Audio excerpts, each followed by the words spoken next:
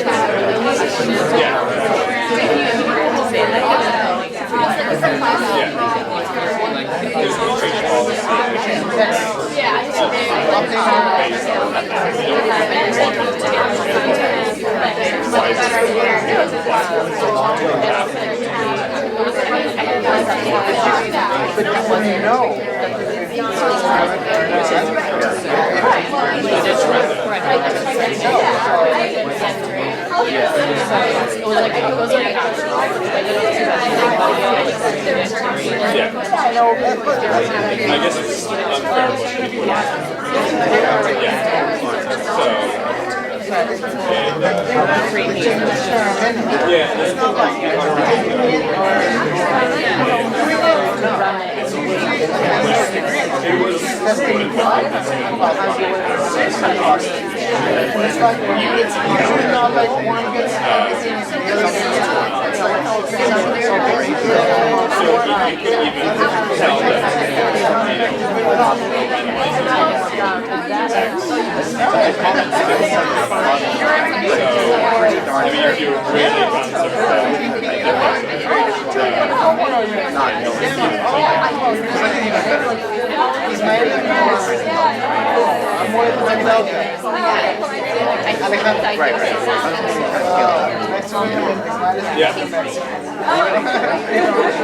I mean, yeah, the social tolerance to experimental living is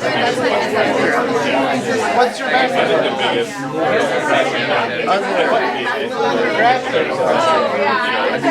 justifying Try to wrap it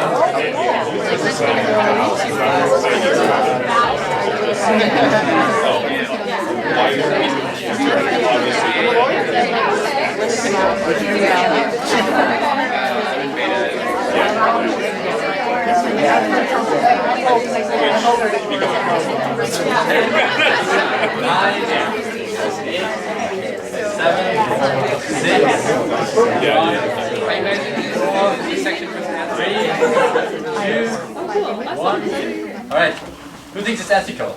Raise your hand. Alright, everyone else is against it, or who thinks it's unethical to do? Alright, one. Who is not decided yet? Alright, that's not really an answer, but it's okay too. So I think I would like to have a couple of people just, it seems like you're one of the few people who stand out saying it's unethical, which by the way is cool because we always want to have somebody who takes also the other side, and it's not an easy case to make on either side. So I'm really curious, maybe you want to go first, and then I'd like someone else to have a bit of a thought on why you think it's ethical. Both sides are hard. Sure. Well, I mean, look, you need to randomise to have valid results, to make sure your experiment works, to make sure you can actually conclude with something and say that a policy is going to work. Right. But at the end of the day, what you're doing is, especially with that tax experiment, or really anything like a welfare experiment, you're giving someone the opportunity to either get some extra benefit or not to incur some costs that another person wouldn't have. And there's no way of controlling for who that person is and isn't. So that is unethical. Okay. I guess so the only thing that I can think of from that perspective is if it was like a welfare policy, like a government, for example, saying to people that they can pick up food stamps at an office versus mailing it to them directly, like some groups can get it more easily than others, so that would be the extra benefit to them. But at the same time, the government are already the people who draw the line of who receives food stamps or not. So they're already the people who are making those ethical decisions. So from that perspective, then maybe it's not necessarily more unethical than it would be otherwise. But in general, like you are playing God, which I think is unethical. But important. Yeah, okay. Good result. Don't worry, it's fine. Like, who has a different, who wants to respond to that? Like, a thought on it or something that you think is different about it?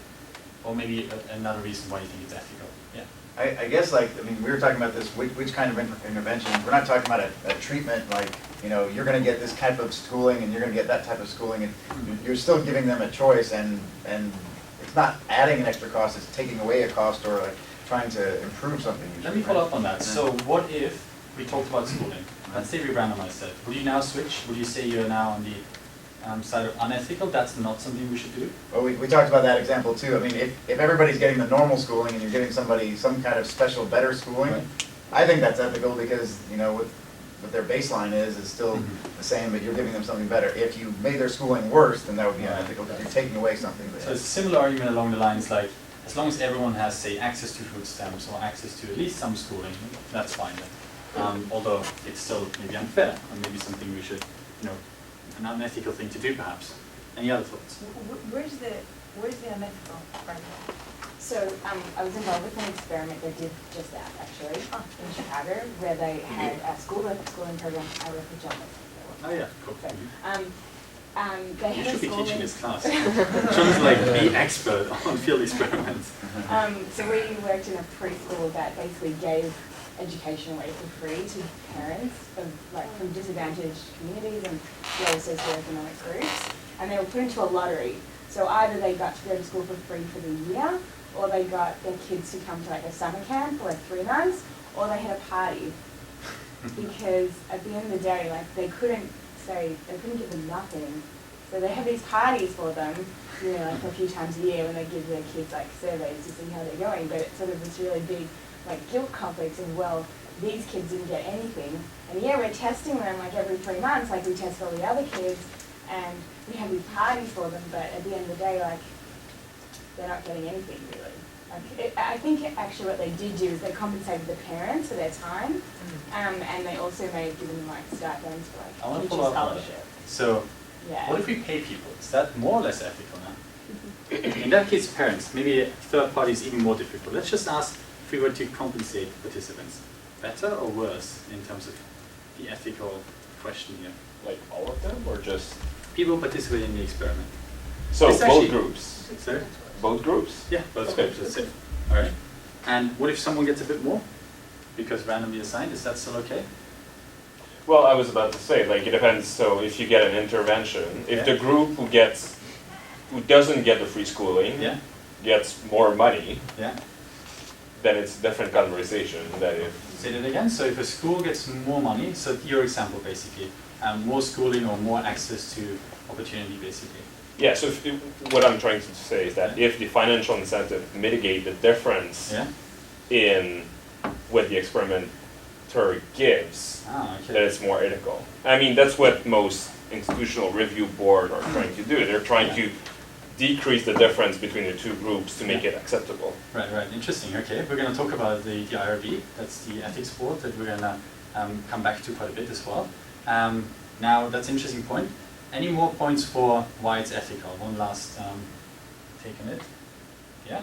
I remember my mother, she was a teacher herself, and when I had trouble, like when she thought something is like not acceptable for another teacher at school, she would go and like make a fuss at school. I'm like, Mom, why do you do that? They don't like me afterwards. Like, why do you keep doing? And she's like, you have to take the heat for the next kids. It's like, you know, maybe, yeah, they don't benefit, like the control group doesn't benefit, but maybe they bring a benefit to the next generation, you know, like they're the ones that help the next generation. And if they opt in, like, do we make them do it? No, they don't, right? They're part of, if it's with agreement and they know they're either gonna be lucky or they're gonna potentially help the community. I find it totally ethical, and, you know, if you can give them some money for their extra time, that's even better, but for me, it's like, it's a service to community. And so because the benefit you're talking about is actually for the greater good of the For the community, greater not good. even your own. And So- it's opt-in, like you don't, So if it weren't opt-in, let's say you're just in this program, but we let you opt out. You should read the fine print though. We let you opt out, but in principle you already opted in the experiment. Is it then okay or not? oh no, it's the same, like, as long as you know, Okay. That and in you're this aware, program. you're not like, What if you don't know? but were you gonna get some, like, is it worse? Like, are you gonna get the standard thing you would get anyway? Yes. So If control this, group. for me, that- it's totally fine. okay. Like, this Even if is, they don't know, yeah. Okay. One last point, and Yeah, and I was just gonna say, with the control, with the group that didn't win the lottery, if there was no experiment in the first place, where would they be? And I think they would be in the same situation. Not that I'm saying I'm for or against it being ethical, I think it depends really on the context. But I was just thinking about that situation, if that randomization was not in play, then they would probably be in the same school, right? Right, we're gonna, I mean, it's a very specific question, but yeah, so I'll quickly go over a few points that you expertly mentioned here. One of them is it's unfair to control group. It's one of the biggest concerns that comes up. Because you're giving a benefit to someone else. So is this okay, even if it's randomly assigned? Is that an okay thing to do? We talked about briefly opt-in, opt-out. That's also a big question, right? Like, if you let people opt in, maybe not as many people take part. In fact, maybe some of the people who would do this anyway would take part. And in fact, that leads to another problem, which is selection bias. I didn't bring it up here, but it's another problem to think about if you let people opt in versus opt out. There are pre-existing defaults, something to think about as well. Like, what is the default option you already get? It's very hard to think about a context where there's no default. And you should definitely read Carl Sunsin's work on that. He's very big on these questions there. Should we pay participants? It's also a bit of an interesting question. Should we give people money to take part in our experiments? We do it all the time in our research in the lab here. Some people have advocated doing it in experiments in the field as well, in organizations or in governments. It's another, maybe you're incentivizing some people more than others, right? Like, it goes a bit back to your hourly rate when you mentioned before, like, if I make $2,000 an hour, am I going to take part in this experiment, even if I can make $10 an hour? Maybe not, right? And lastly, informed consent and debriefing. Like, who knows about this? Do we tell them this is research? These are difficult and big questions. They will, like you said, depend on the context sometimes. They will depend on your experiment. But most importantly, it will not just be your own decision. And that is why we have the Institutional Review Board, the IRB. That is why, as we go through the semester, I will be talking about these questions quite a bit. I will also mention that if you want to run an experiment, any experiment at Harvard or outside, while you're at Harvard, you need to do a training, an ethics training, and it's not very difficult, it just takes a bit of time. But you know, these are exactly the kind of questions they're going to ask. They want to know how you would respond to certain difficult situations ethically. But I'm going to leave you guys with one last interactive question for you guys, which is, and it will make your, hopefully a practical reason why I think randomization is ethical and very good to have.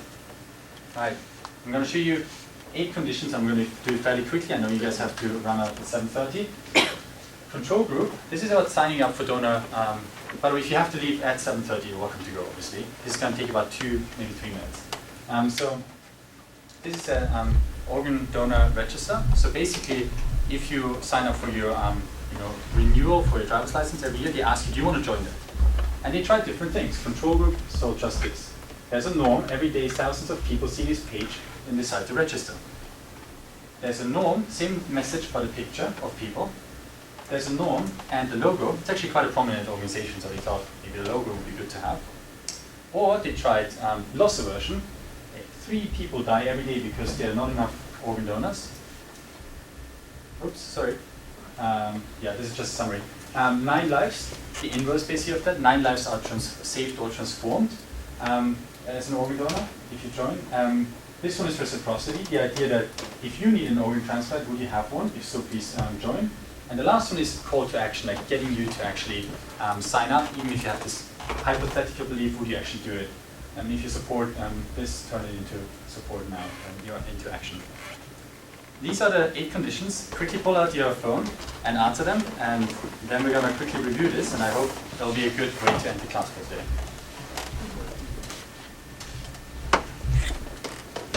Which one do you think, the question is, which one do you think would be most effective in getting people to sign up for the organ donor register? Pull it over. So, let's see. No one thinks the control group is going to do best. Not a bad choice. That's the thing we're going to compare it to, so not a bad choice. Norm, just the norm, 8%. Norm and picture, 16. No one thinks the logo is going to be any good. 3 die seems to be our best tester right now. 9 lives, the inverse of that. Reciprocity in 3rd place. Call to action 4%. All right, so I should say none of these are straw men. They all have pretty good reason to be there, right? Like a lot of literature gives a bit of evidence to why any of these should work. 3 dies, loss aversion. I'm not surprised this often comes up as the one people prefer. This one normally is a bit higher as well. That one is a bit higher than normally. This one is a bit lower usually, so this is interesting. And reciprocity is also usually around there. All right, let's find out what actually happened. All right, so control, and now it's 2.3% that sign up on the website in your control treatment. Action, call to action, increased already by 0.5 percentage points. So these are significant because these are huge groups, right? So even a small percentage point increase is quite a bit. Next up, social norm, so just the message. A couple of people thought that was going to happen, that's interesting. Normal logo actually does quite well. And this is the logo of the company, remember, but no one thought this was going to do anything. 9 lives around here. 3 die seems to be pretty good, so it's also, I think, the most popular among you guys. Reciprocity does just a bit better, so now we're talking almost a percentage point increase with the reciprocity message. A few people also chose norm and picture, and what I was going to say about that is No? Exactly. So that is, and I think I'm going to leave you guys with this thought.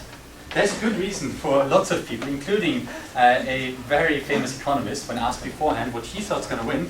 That one, norm, picture, people we're going to associate with this. Good reason to believe this is going to do something really good and work. Turns out, this is 0.1 percentage points lower than the control group, which means, sadly, some people would have died because we would have implemented this kind of message. Now, here's the important part about this. Randomizing can save you from making bad decisions. We always talk about the upside. Now, we all agree we want upsides for everyone. If we had insight into all the things we want to roll out as a government or an organization, and they're all going to be upsides, maybe we want to not randomize if we really think we know. But we randomize to save ourselves from making big mistakes. So if you ever talk to an organization that doesn't really want to do it, this might be one reason to think about it. Don't kill people by accident, because if you think you know what's going to be best, even experts make these mistakes. And with that, please come to our next class. We're going to send out some meetings if you're interested, and if you have any questions, I'm going to be around, so happy to take some, I guess, offline, and also for you guys if you want to leave. Thanks for coming.